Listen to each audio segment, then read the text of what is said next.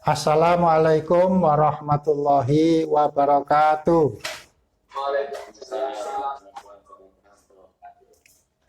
Marilah terlebih dahulu kita buka pertemuan ini dengan sama-sama membaca basmalah.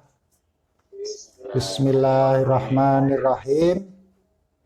Alhamdulillahirabbil alamin wassalatu wassalamu ala asrofil anbiya'i wal mursalin Sayyidina Muhammadin wa ala alihi wa sahbihi ajmain, amma ba'du. Baiklah, tema yang kita bahas kali ini adalah tentang pemimpin atau kepemimpinan dalam Islam. Ini bagian dari masalah politik, dan kepemimpinan itu memiliki beberapa tingkatan. Mulai dari yang paling tinggi adalah pemimpin dunia. Namun pemimpin dunia ini sudah terjadi kemandirian masing-masing negara untuk memimpin bangsanya sendiri. Yang kedua adalah pemimpin tingkat nasional. Tidak lain, ini representasi dari suatu negara. Dan jumlah pemimpin tingkat nasional ini banyak sesuai dengan banyaknya negara di dunia ini. Termasuk di Indonesia, memiliki tingkat kepemimpinan nasional orang nomor 1 yaitu presiden. Kemudian yang ketiga, tingkat wilayah atau daerah. Baik wilayahnya itu berupa provinsi atau berupa kabupaten, kecamatan, sampai yang paling rendah yaitu RW dan RT. Masing-masing itu adalah pemimpin di daerahnya sendiri. Dan yang ketiga adalah pemimpin dalam skop rumah tangga. Di sini orang tua, bapak dan ibu menjadi kepala keluarga bagi anak-anaknya dan anggota keluarganya, keluarga besar atau keluarga kecil. Rasulullah Shallallahu Alaihi Wasallam bersabda, kullukum ra'in wa kullukum mas'ulun an ra'iyate. Setiap kalian adalah pemimpin, dan setiap pemimpin akan dimintai pertanggungjawaban atas kepemimpinannya. Maka presiden nanti akan dimintai pertanggungjawaban atas kepemimpinan negara dan pemerintahannya terhadap rakyatnya. Pertanggungjawaban itu baik di dunia maupun di akhirat. Kalau di dunia mungkin dia membuat laporan pertanggungjawaban setiap tahun yang dibacakan di hadapan sidang MPR dan DPR tiap bulan Agustus.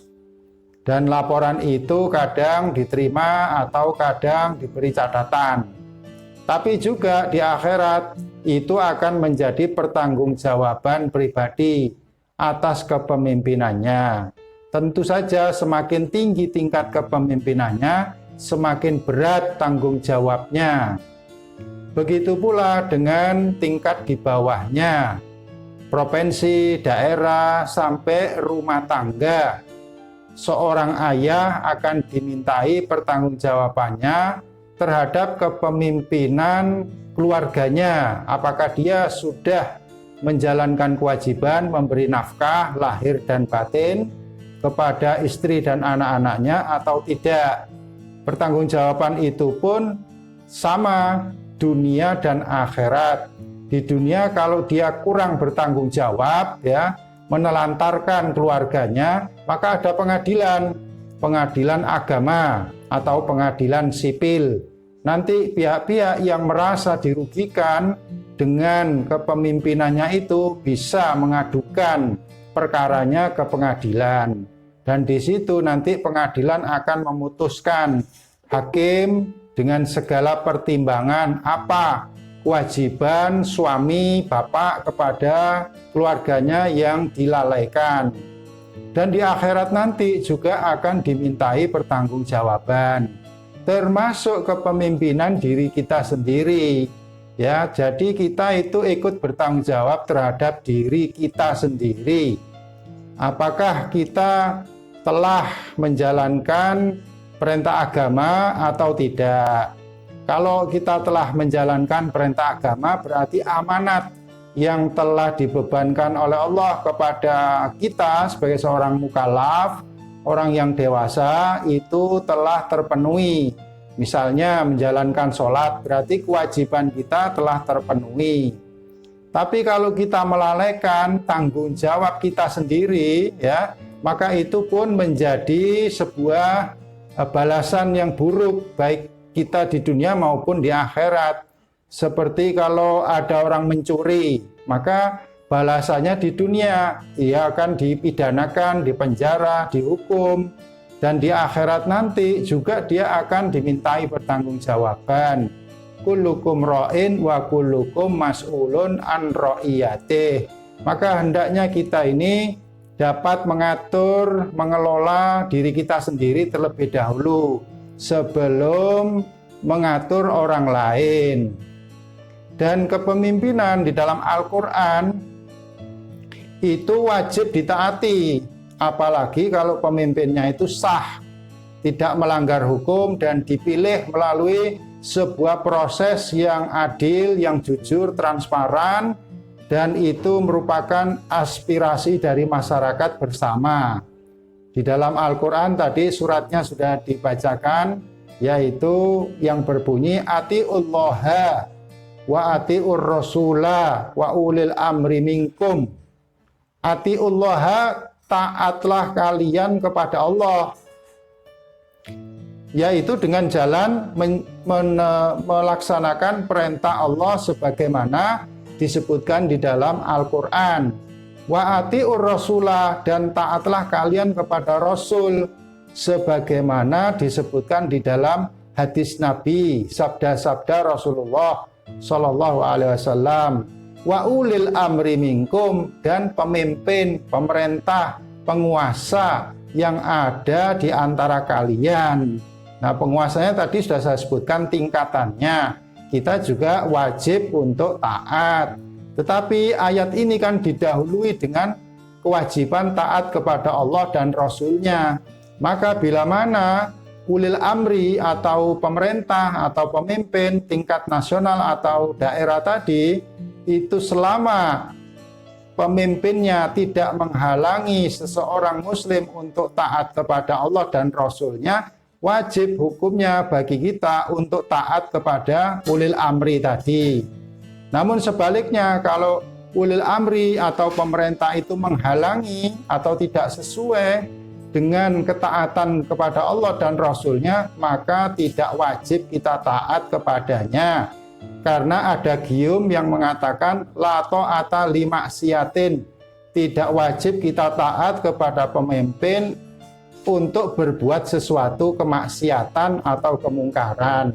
Namun saya percaya dan saya yakin tidak ada pemimpin di dunia ini, ya, apalagi di Indonesia ini, yang menyuruh kita untuk berbuat maksiat. Itu tidak ada, ya.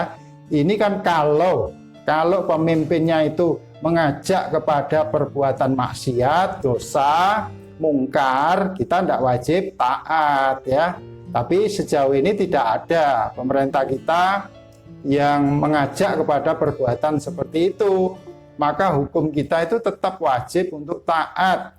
Kalau tidak taat berarti melawan, oposisi, dan memberontak, ya, memberontak kepada pemerintah yang sah. Itu akan dapat menimbulkan kekacauan, kegaduhan, kemudian konflik, dan menjadikan bangsa ini tidak tenang.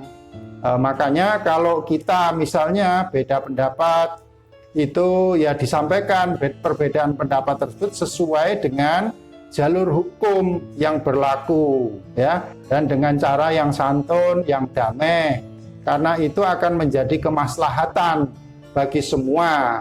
Begitu pula sebaliknya, pemerintah tentu saja dia memiliki satu kewajiban untuk mendengar suara pendapat dari rakyat yang dipimpin, ya, dari suara rakyat yang dipimpinnya, ya. Fa in tanaza'tum farudduhu ilallahi wa rasulihi. Kalau kita antara pemimpin dan yang dipimpin, antara pemerintah dengan rakyat berdebat, berselisih tentang suatu persoalan, apalagi persoalan masalah agama, farudduhu ilallahi wa rasulihi, maka kembalikanlah jawaban penyelesaian atas masalah tadi itu dengan mempertimbangkan ajaran yang disampaikan oleh Allah dan Rasul-Nya melalui Al-Quran dan hadis. Dengan demikian penyelesaian dalam suatu kepemimpinan dan tanggung jawabnya itu tidak boleh kita lepaskan nilai-nilai agama yang religius. Tentu saja ini menjadi akar dari budaya bangsa Indonesia yang religius, sangat menghargai nilai-nilai agama. Begitulah saya kira untuk rujukan ayat Al-Quran dan hadis tentang kepemimpinan. Kalau bicara soal kriteria pemimpin yang baik sudah banyak disampaikan. Misalnya pemimpin itu harus jujur, adil, kemudian menegakkan hukum, kemudian tidak pilih kasih kepada sebagian rakyatnya dan condong kepada sebagian yang lain, demokratis, ya, mendengar hak-hak dan kewajiban rakyatnya, bertanggung jawab, itu banyak sekali kriterianya. Jadi umum, ya, umum menurut pandangan Islam pemimpin itu bisa laki-laki, bisa perempuan. Karena dalam ayat Al-Quran itu juga dikisahkan tentang adanya Ratu Balqis yang ada di Sabak. Negeri Sabak itu ada di Yaman, ya.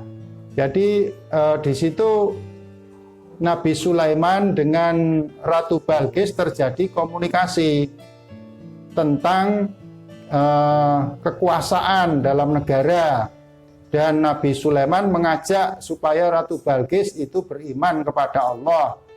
Dengan demikian ayat tadi itu implisit di dalamnya menunjukkan pengakuan bahwa perempuan itu pun bisa menjadi pemimpin, bahkan menjadi ratu, ya. Dan dari sini kita mengetahui bahwa kepemimpinan itu berdasarkan kompetensi atau kemampuan, bukan kepada masalah gender atau jenis kelamin. Satu hal yang luar biasa ajaran tentang Islam ini, kalau kita bandingkan di negara Amerika Serikat, ya, yang itu dianggap sebagai negara paling demokratis pun di dunia ini, ternyata mulai dari presiden pertama sampai yang terakhir kemarin terpilih Joe Biden itu belum pernah terjadi presiden perempuan di Amerika Serikat. Tapi di Indonesia sudah pernah ada presiden perempuan, yaitu Megawati. Di negara Islam yang lain juga pernah ada pemimpin perempuan, seperti di Pakistan, itu negara Islam, tapi terpilih Benazir Bhutto, seorang perempuan politisi yang handal dan pernah menjadi presiden di Pakistan.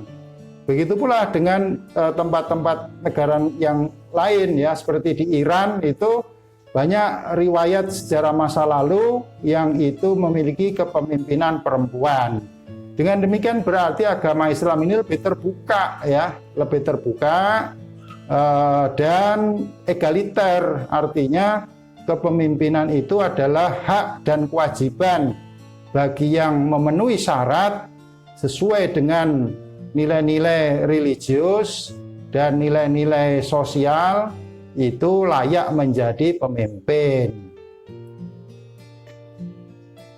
Saya kira untuk tambahan masalah kepemimpinan ini saya anggap sudah cukup. Barangkali ada yang mau bertanya, saya beri waktu, silahkan.